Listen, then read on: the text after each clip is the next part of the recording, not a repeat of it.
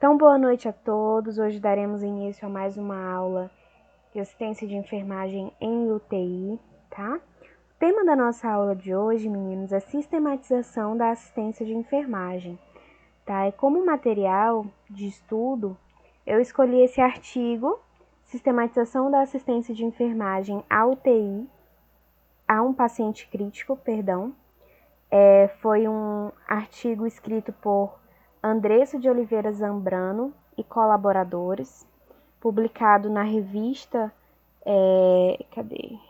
Ciências da Saúde de Santa Maria, no ano de 2013, tá? Então, primeiro a gente precisa entender o que significa. Vocês já estudaram alguma coisa a respeito de sistematização da enfermagem? Vocês sabem no que é fundamentada essa sistematização ou é a primeira vez que vocês estão tendo contato com esse conteúdo? Já viram em outras disciplinas?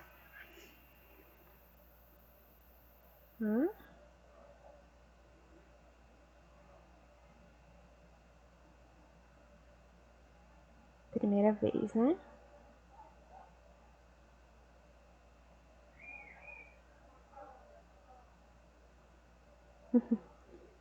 Então tá, então vamos fazer um resumo geral, tá? Do que seria essa sistematização da enfermagem para que vocês possam entender. Aqui, nesse primeiro parágrafo, né, desse artigo, eu não vou ler com vocês, mas vocês podem ler com mais calma em casa, tá? Esse material aqui também já está disponível no grupo de vocês. Mas ele nos traz a ideia da Florence, que atuou na Guerra da Crimeia, né? E através desses ideais da Florence, o que ela fez? Ela agrupou os pacientes mais graves e com maior grau de dependência e os colocou mais próximos do serviço de enfermagem. Lembram lá que a gente comentou da nossa aula de ontem que essas primeiras ideais de UTI surgiram a partir dessas ideias de Florence de aproximar os pacientes que estão em estado mais grave, né, e de agrupá-los para deixar todos eles juntos, facilitando assim a nossa assistência. Além de outras preocupações que estão ligadas a Florence, como ar e água limpos, controle de ruídos, rede de esgotos, diminuição da sensação de frio, entre outros.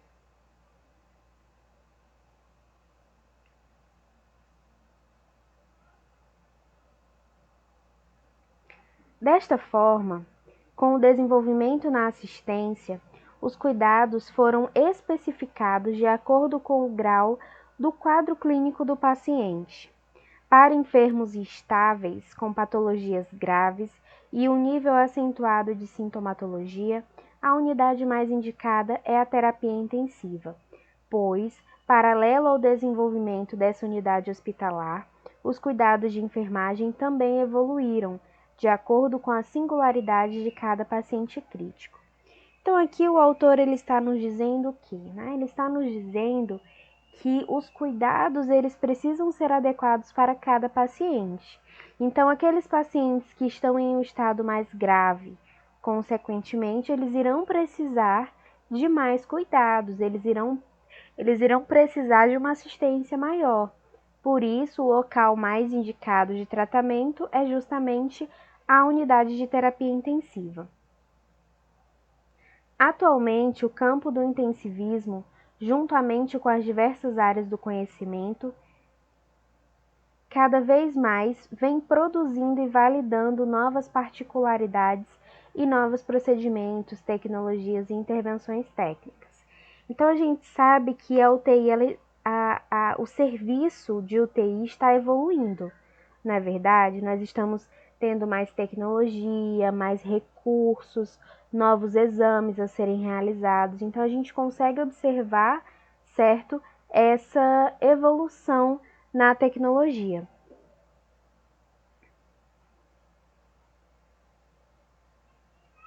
Sendo então função da enfermagem, todo mundo acompanhando aqui comigo.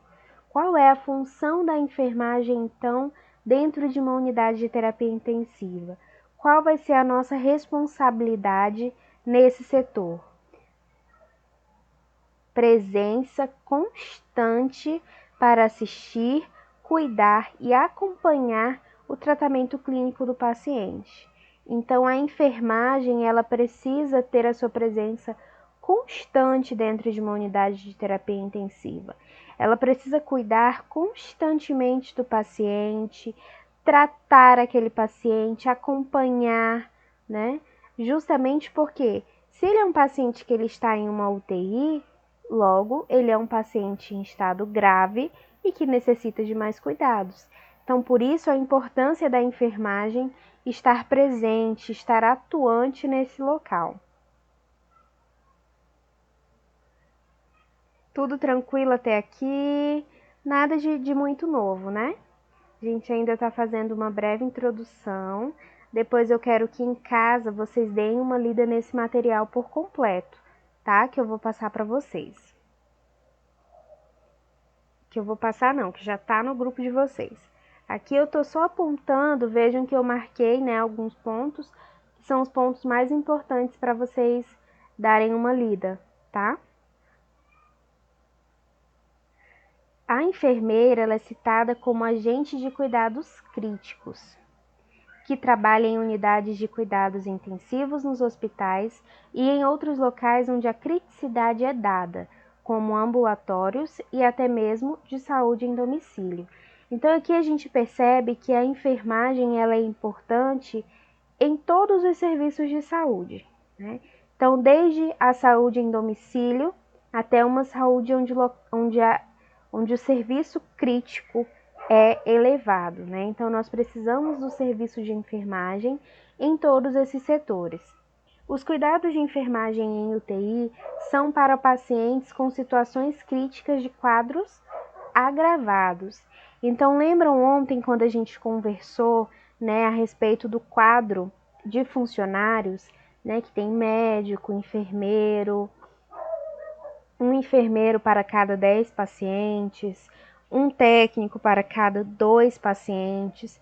E por se tratar de um cuidado crítico, lembram também que eu falei que o serviço ele era exclusivo do técnico de enfermagem, que o auxiliar ele não pode atuar dentro de uma unidade de terapia intensiva, justamente por se tratar, né, de um local crítico, de uma área crítica, onde os cuidados eles precisam ser mais intensos, onde o acompanhamento desses pacientes precisa ser de forma mais rigorosa.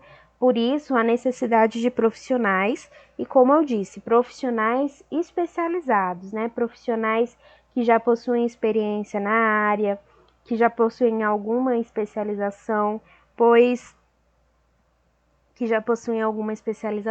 enfim. Pois todos esses trabalhos, todos os serviços que são desenvolvidos dentro de uma UTI, são serviços que são críticos, o paciente está em um estado grave, então nós precisamos de bons profissionais atuando naquele setor. O monitoramento e a fiscalização são de suma importância, devido à fragilidade das condições do paciente. Também os profissionais de saúde são responsáveis por comunicar o estado do seu paciente com seus familiares e ou significantes. Então, esse processo de acompanhamento do paciente é essencial dentro de uma UTI. O paciente, quando está internado numa UTI, meninos, ele fica sem acompanhante, certo? Então, todas as suas necessidades, elas precisam ser supridas pela equipe de saúde. E esse acompanhamento, essa fiscalização do paciente, ela precisa ser feita a todo momento, né? Então, a todo momento, técnico, enfermeiro, um médico, fisioterapeuta, precisam estar de olho no paciente, né? Não pode tirar o olho do paciente, do monitor, a todo momento acompanhando o batimento, frequência cardíaca, porque a qualquer momento o paciente ele pode vir a necessitar de uma intervenção, pode entrar em uma parada cardíaca, uma parada respiratória, né? Um choque. Então, assim, todos esses processos a gente tem que acompanhar de perto. E todos os processos que são feitos, todas as atividades que são feitas em um paciente que está internado em uma UTI, são procedimentos muito delicados. Acredito que vocês já tenham tido aula de banho no leito, não é?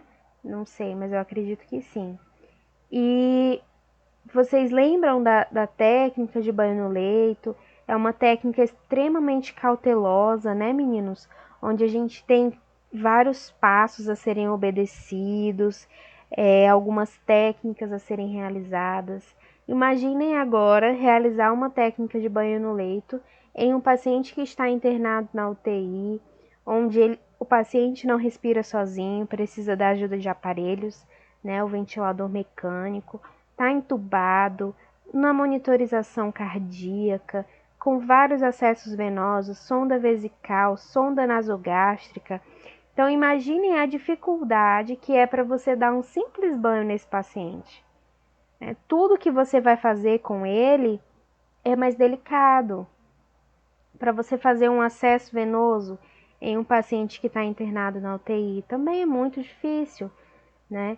Então, assim, por isso que nós precisamos ter uma cautela muito maior com esses pacientes. São pacientes que podem se agravar muito rápido, então você pode estar dando um banho no leito nesse paciente, do nada, esse paciente entrar em uma parada cardíaca, né? Então, assim, nós precisamos estar sempre preparados para assistir o paciente, para cuidar desse paciente e para intervir em alguma situação de emergência, tá?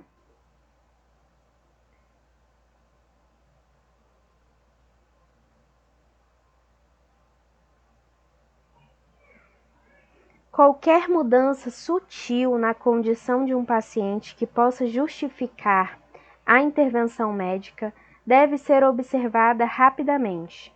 Por isso, a equipe de saúde deve ser cautelosa e ter habilidades altamente especializadas de enfermagem para lidar com essas situações de alto risco e de saúde de alta tensão.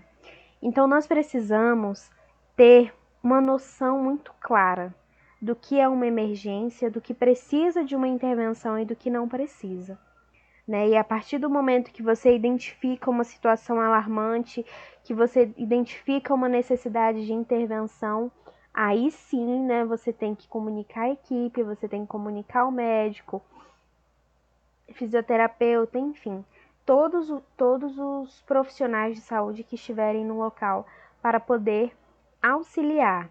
E para isso você precisa saber com muita clareza o que é e o que não é uma emergência, né? O que é que vai precisar de uma intervenção e aquilo que não precisa. Então nós precisamos ter uma noção muito clara.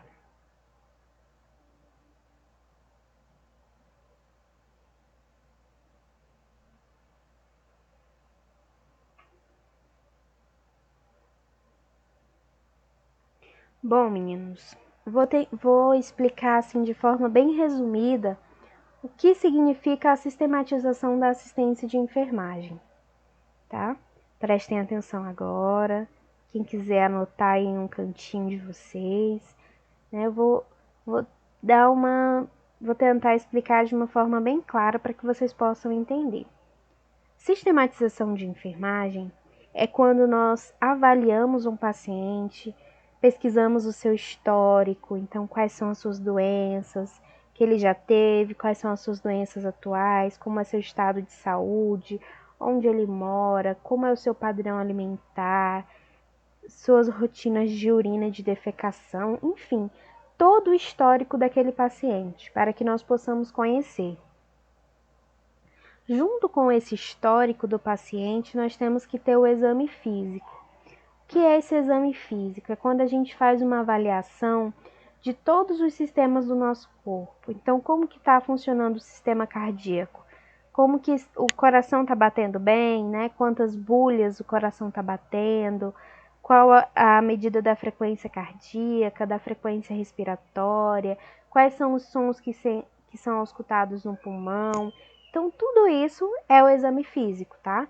O exame físico, eles são algumas avaliações feitas pelo enfermeiro ou pelo médico, justamente para identificar quais são os problemas desse paciente. Então, aí, a gente vai juntar essas duas coisas. A gente vai juntar o histórico e o exame físico. Juntando o histórico e o exame físico, a gente consegue conhecer melhor o nosso paciente.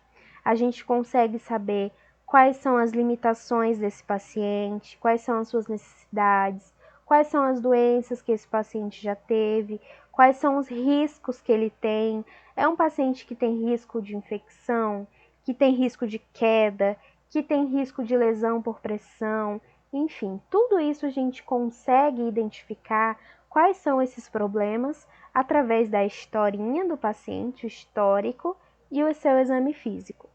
Depois que a gente identificou, então, quais são os problemas desse paciente, é que surgem as intervenções. O que são essas intervenções? São as medidas que nós vamos realizar, são as atividades que nós vamos realizar para poder solucionar o problema daquele paciente, tá? Então, a gente resumiu aqui em 3 fases. A primeira foi a observação, né, onde nós temos o histórico, o exame físico, depois o diagnóstico para entender qual o problema daquele paciente, por último a intervenção, para poder intervir, para poder fazer alguma tarefa, alguma atividade para solucionar o problema daquele paciente. Isso é, de forma resumida, a sistematização da assistência de enfermagem. Aí a gente vou apresentar a vocês da seguinte forma, tá, galerinha? Essa parte do histórico, do exame físico, quem faz é o enfermeiro. Do diagnóstico, para reconhecer quais são os problemas, né, quais são as necessidades daquele paciente, quem faz o diagnóstico também é o enfermeiro. Vocês, técnicos de enfermagem, vão atuar na última etapa, que é a etapa de intervenção, certo? Então, vocês vão auxiliar, né? A equipe toda vai trabalhar juntos para poder solucionar o problema daquele paciente. Então, vamos pensar assim: é um paciente que tem risco de queda. Isso é um diagnóstico, isso é um problema, risco de queda.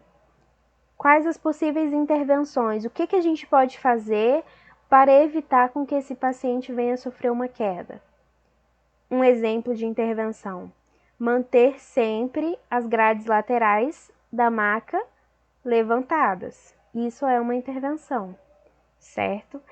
E vocês irão atuar nesse processo de intervenção. Então, sempre que vocês forem realizar qualquer procedimento, vocês precisam lembrar de quê? De manter a cabeceira elevada. Isso é uma intervenção. Isso é uma medida de cuidado, tá? Vocês irão atuar nessa última etapa de intervenção. Deu para entender, gente, de forma resumida? Alguém quer que eu repita novamente?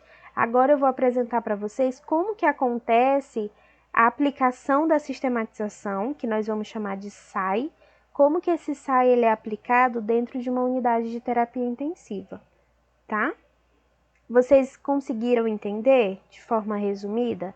Então, ó, pensem assim, primeiro a gente vai fazer uma historinha, conhecer a historinha desse paciente, avaliar como que está o estado físico desse paciente. Depois que a gente conheceu bem o nosso paciente, a gente vai identificar que problema esse paciente tem. Depois que eu descobrir que problema ele tem, eu vou pensar em uma intervenção.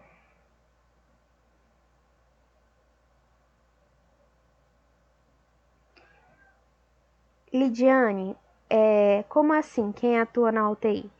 Bom, a gente tem uma equipe, né, de recursos humanos que foi apresentado na aula de ontem. Você pode dar você pode assistir a aula de ontem que eu enviei, tá? Mas em resumo, nós temos um médico para cada 10 pacientes, um enfermeiro para cada 10 pacientes, um técnico para cada 2 pacientes, um fisioterapeuta a cada 10 pacientes e um auxiliar administrativo, um funcionário de limpeza. Eu acho que é só, não sei se eu tô esquecendo de alguém.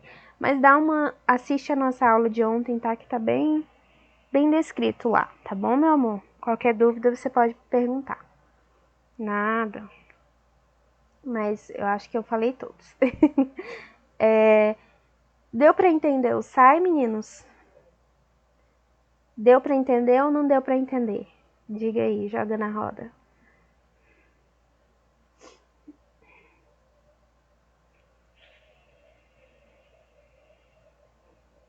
Muito bem, agora a gente vai entender como que acontece a implementação desse SAI nas unidades de terapia intensiva, tá? A implementação do SAI nas unidades de terapia intensiva proporciona cuidados individualizados. Como assim cuidados individualizados, né? Cuidados que são destinados exclusivamente àquele paciente. Por quê, né? Por que cuidados destinados exclusivamente àquele paciente? Porque a gente conheceu o histórico dele, fez o exame físico, identificou quais são os problemas daquele paciente, implementou, interviu, né, os problemas daquele paciente, certo? Então, nós estamos cuidando especificamente dele. Cada paciente vai receber um cuidado específico.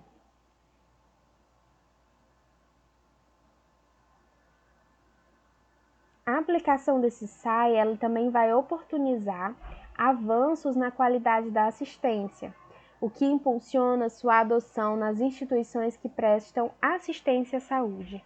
Então, concordam que uma assistência que é prestada de forma individualizada, onde cada paciente recebe o seu serviço específico a ele, vai ser um serviço de muito mais qualidade, né? O paciente ele vai sair muito mais satisfeito, a família fica muito mais satisfeita diante de um cuidado prestado dessa forma.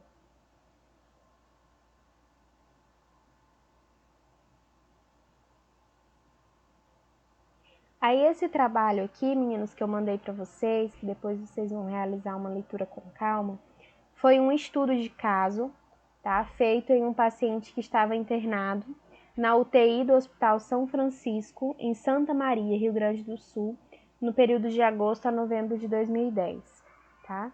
E aqui ele vai nos apresentar como que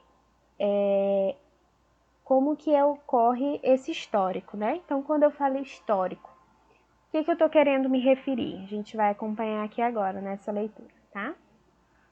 Ó, ele primeiro vai nos apresentar um paciente, certo?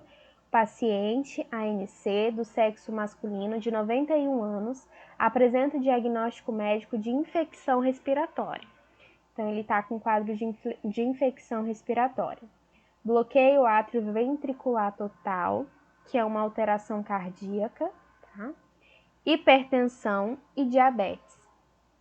Familiares referem não ter informações sobre dados mórbidos, tais como hipertensão. Então, esse foi a primeira parte do histórico, né, que a gente teve do nosso paciente. A gente sabe quantos anos ele tem, qual o sexo, quais os diagnósticos, quais são as doenças que esse paciente já teve, tá? E esse daqui é um histórico, na verdade, bem reduzido. Dava pra gente questionar muito mais coisas, como o estilo de vida do paciente, padrão de alimentação. É um paciente que tem boa alimentação, que pratica atividade física regularmente, né? O uso de medicamentos prévios por esse paciente. Então, faltou aqui algumas informações, inclusive, que eles poderiam ter incluído, né?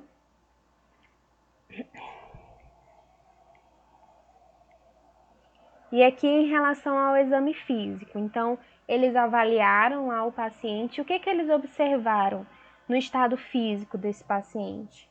Ah, era um paciente, cadê? Referente aos dados objetivos, foi considerado um mau estado geral, então era um paciente que estava em estado grave, né, com tensão arterial variável, então ele tinha picos de pressão e quedas de pressão, tá? Sua pressão arterial ela não estava controlada, o pulso estava regular, né? Porém, às vezes taquicárdico.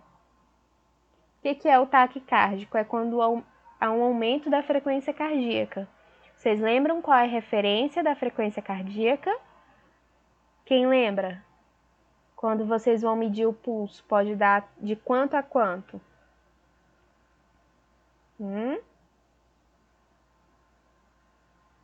Ih, rapaz.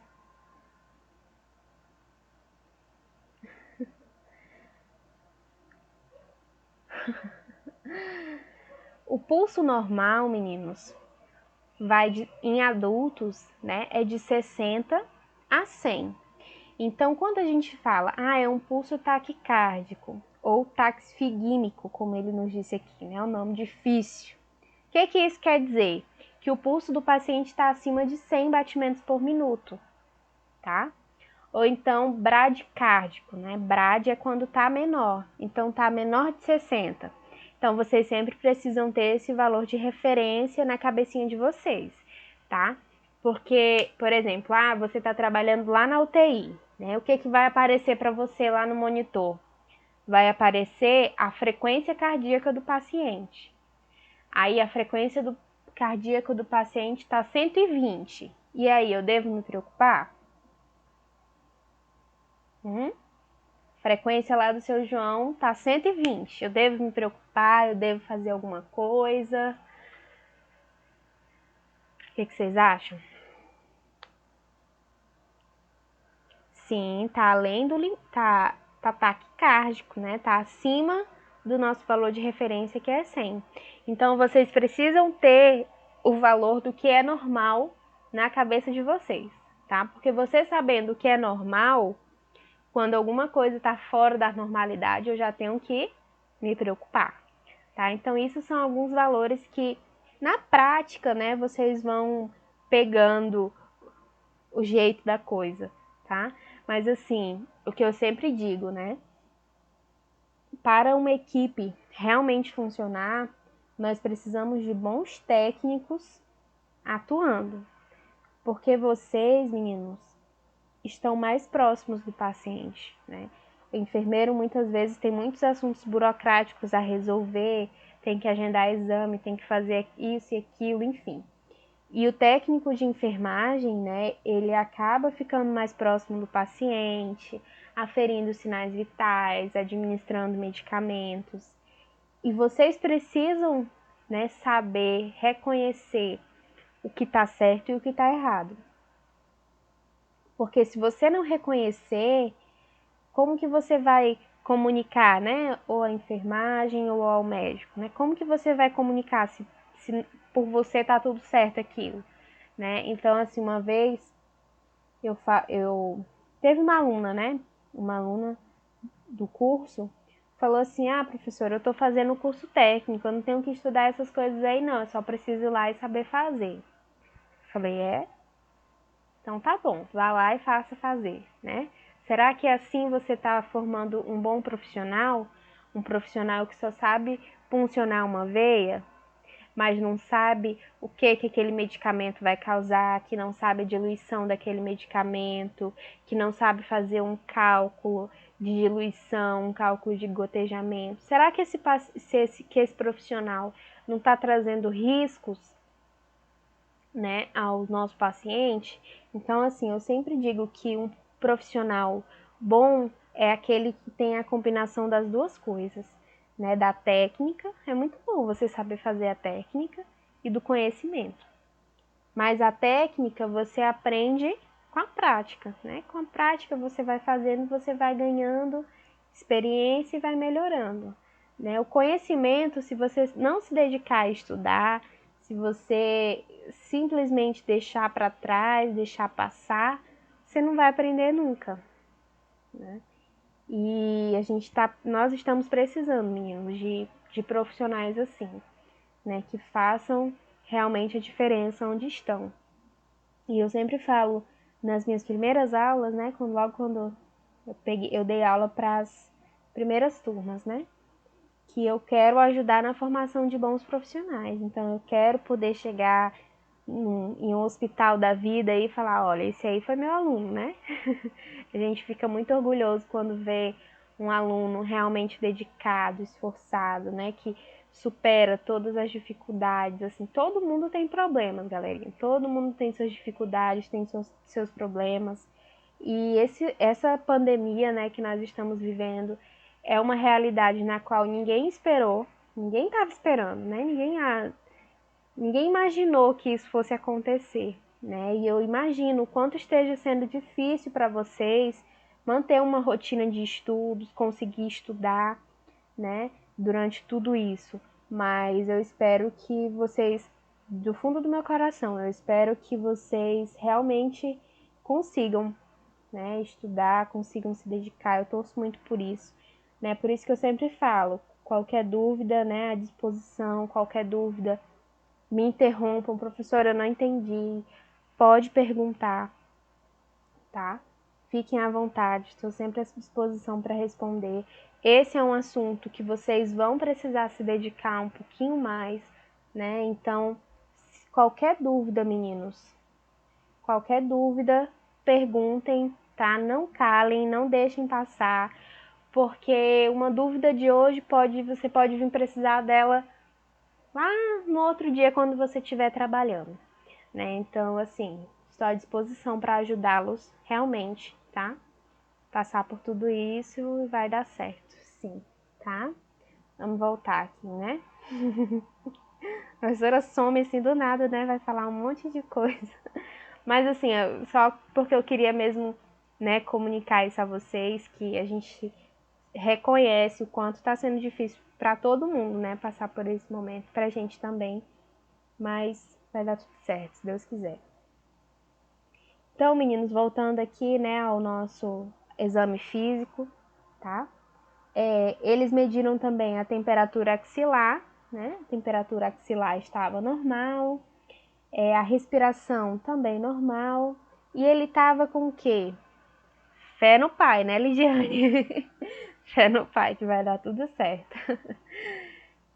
Ele estava em ventilação mecânica, tá? Então era um paciente, meninos, que não estava respirando sozinho, né? Quando o paciente ele não consegue respirar sozinho, que tem algum desconforto respiratório, alguma alteração neurológica, ele precisa ser entubado, tá? E quando ele é entubado, ele é colocado em uma ventilação mecânica. É um aparelho que controla a respiração do paciente, que realiza a respiração pelo paciente. Acho que vocês já devem ter escutado a expressão assim, fulano tá sobrevivendo ligado aos aparelhos, né? O que significa isso, ligado aos aparelhos? Que ele não tá mais tendo condições de respirar sozinho, então ele precisa de uma máquina, né, que no caso é o ventilador, né, para realizar esse processo de respiração. E aqui tem alguns parâmetros, né, do modo ventilatório que são estabelecidos principalmente pela fisioterapia. A fisioterapia ela vai atuar mais diretamente, tá, nesse controle da respiração, na função respiratória do paciente.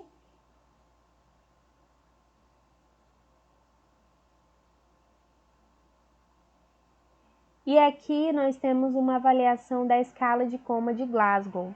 Tá? O que é essa escala de Glasgow? Né? Essa escala de Glasgow, ela avalia o estado neurológico do paciente, tá?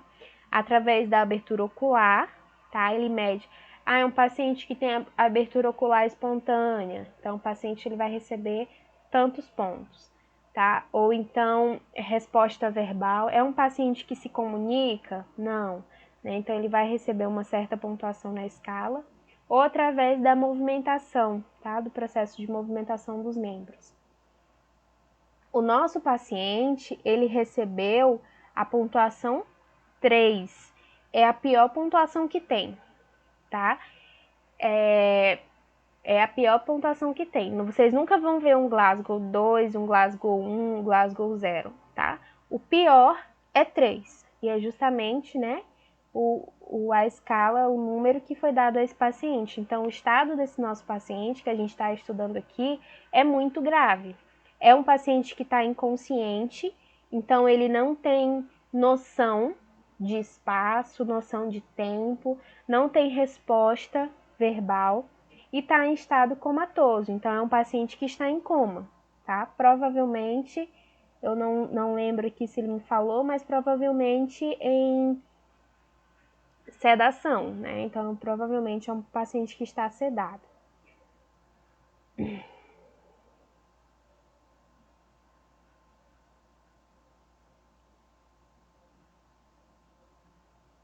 No exame físico, o formato da pupila está normal, anisocórica.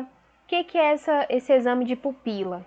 Imagino que vocês já viram em filme, já viram em algum lugar do tipo. onde uma pessoa pega uma lanterna e passa nos olhos do paciente. Já viram isso? Em filme, em alguma coisa assim? Quem já viu? Fala aí pra mim. Sim. O que acontece, gente? A nossa pupila, né, o escurinho aqui, o pretinho dentro dos nossos olhos, ele é reagente à luz, tá? Então, quando tá muito escuro, a nossa pupila ela fica grandona, para a gente conseguir enxergar melhor. Quando tá muito claro, quando tem muita luminosidade, a nossa pupila diminui, tá? Quando a gente faz, então, aquele exame de pupila, o que a gente tem que observar? A gente tem que ver a pupila, ó, diminuindo, tá? Você vê a pupila fechando. Justamente por quê? Porque você está colocando a luz, né, na pupila e ela vai fechar. Vou tentar mostrar aqui para vocês. Deixa eu tentar abrir aqui. Para que vocês possam ver melhor.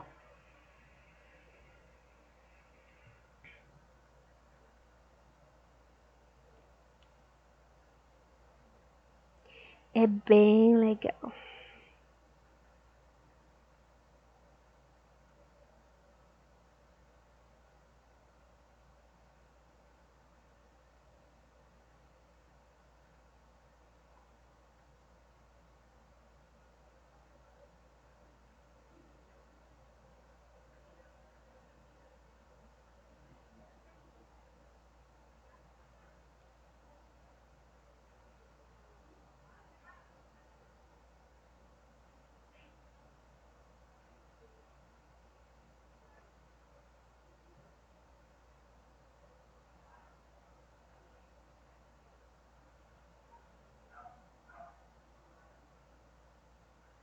Não sei se esse aqui vai aparecer, deixa eu ver.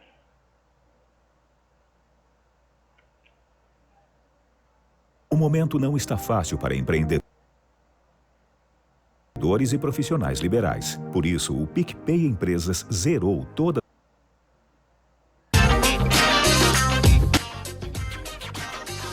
Deixa eu ver aqui se você vai mostrar, gente. Não, ele não mostra o exame. Mas depois eu vou procurar um vídeo para mostrar para vocês, tá? Eu envio no grupo de vocês. Então, nesse nosso paciente, o formato da pupila estava normal, ele apresentava reação normal, tá? A pele dele tinha uma coloração pálida, né? Essa coloração pálida pode ser devido a uma anemia grave, tá? Então, para isso, a gente só vai conseguir saber se era por conta disso através do quê? Através da realização de um exame de sangue, né?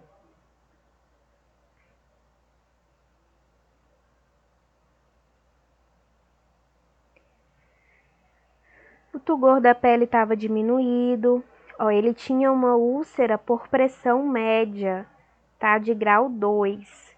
Então, ele já tinha uma lesão por pressão, né? Então, ele era um paciente que tem alto risco de infecção, alto risco de desenvolver outras lesões, tá? Aqui nós temos a escala de Braden. O que é essa escala de Braden? Essa escala de Braden é para a gente medir o risco que um paciente tem de ter uma lesão por pressão. O paciente que tiver um número baixo nessa escala tem alto risco. Um paciente que tem um número alto na escala de Braden tem um baixo risco de ter lesão por pressão, tá?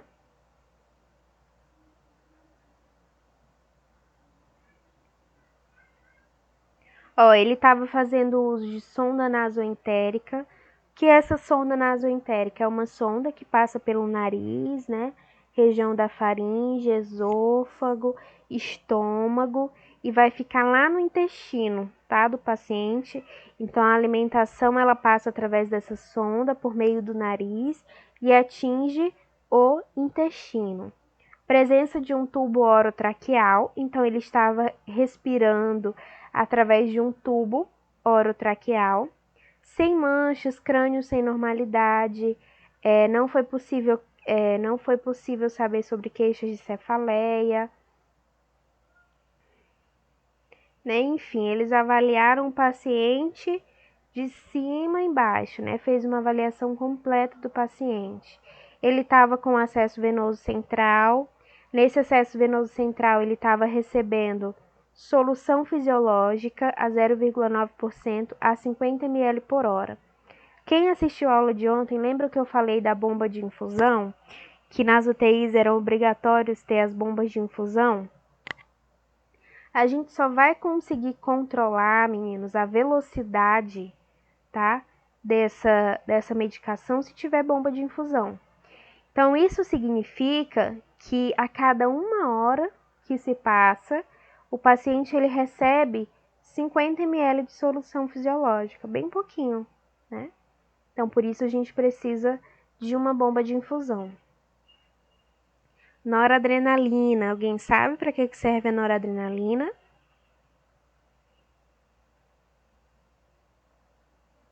A noradrenalina ela serve para manter a pressão do paciente, tá?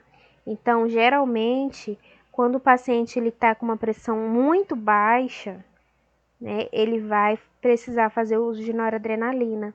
Noradrenalina faz com que a pressão ela fique mais alta, que ela aumente. Já acompanhei casos, meninos, de a pressão do paciente ela está tão baixa que a gente chama de pressão inaudível. A gente não consegue ouvir a pressão do paciente de tão baixa que ela está, tá? Nesses casos a gente precisa que o paciente faça uso desse medicamento, que aí esse medicamento faz com que essa pressão aumente, tá? Anotem aí uma observaçãozinha para vocês. Peguem aí um papel e uma caneta. Pegaram?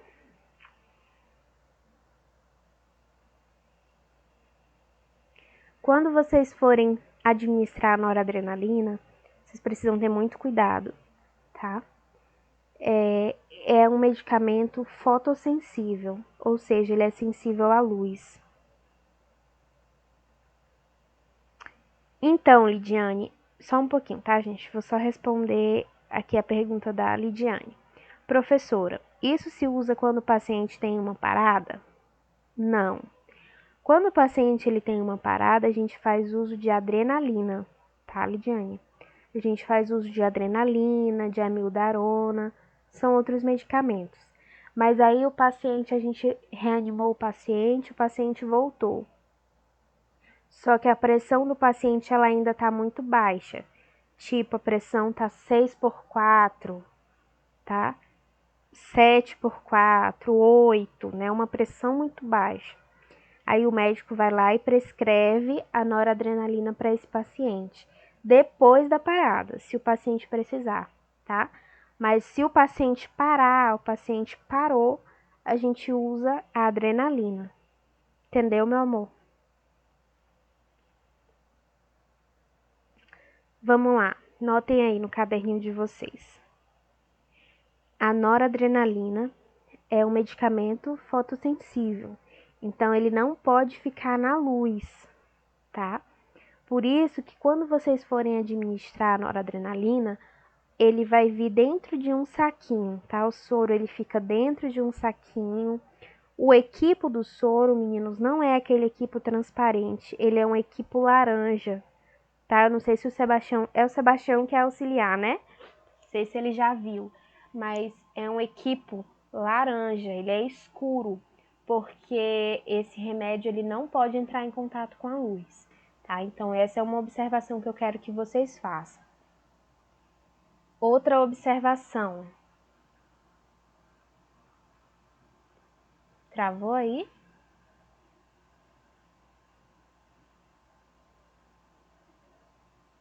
Travou em todo mundo?